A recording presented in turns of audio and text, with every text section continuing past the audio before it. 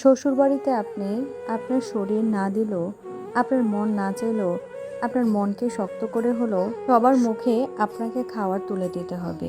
কারণ প্রত্যেকটা মানুষ আপনার পথ চেয়ে রবে।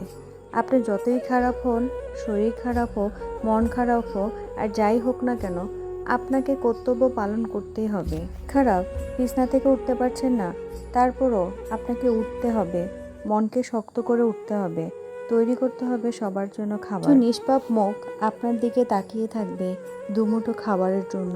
যতই অসুস্থ হন না কেন, এই যে অ্যান্টিবায়োটিকগুলা বা আপনার ওষুধগুলা খেতে হবে, সেটার জন্য আপনাকে নিজে খাবার তৈরি করে আপনাকে খেতে হবে।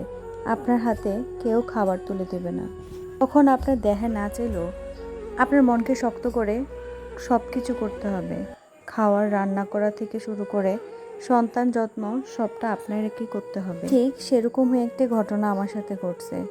শরীর এত পরিমাণে ক্লান্ত, এত পরিমাণে অসুস্থ যে রান্না করার শক্তি আমার মধ্যে ছিল না। তারপরও কি করব, সন্তানদের মুখে খাবার দিতে হবে, আর দেহটাকে দিয়ে পারলাম না রান্না করে যাওয়ার জন্য। শুয়ে আছি না পেরে, কিন্তু নিজেকে অপরাধীর মনে হচ্ছে। আজকে দুপুরবেলা ঘরে রান্না বাড়া কিছুই হয় নাই। আমার শাশুড়ি যেহেতু অসুস্থ, তাই তার দ্বারা সম্ভব না রান্না বাড়া করে খাওয়ার জন্য। পুরো কষ্ট করে উনি যা পারছে তাই করছে, ডাল আর ডিম, তার বেশি উনি আর পারে নাই। কি করব, দেহটাকে না মানিয়েও আর পারছি না। তীব্র যন্ত্রণা নিয়েও সন্ধ্যার সময় তারপর রান্না করলাম সবার জন্য।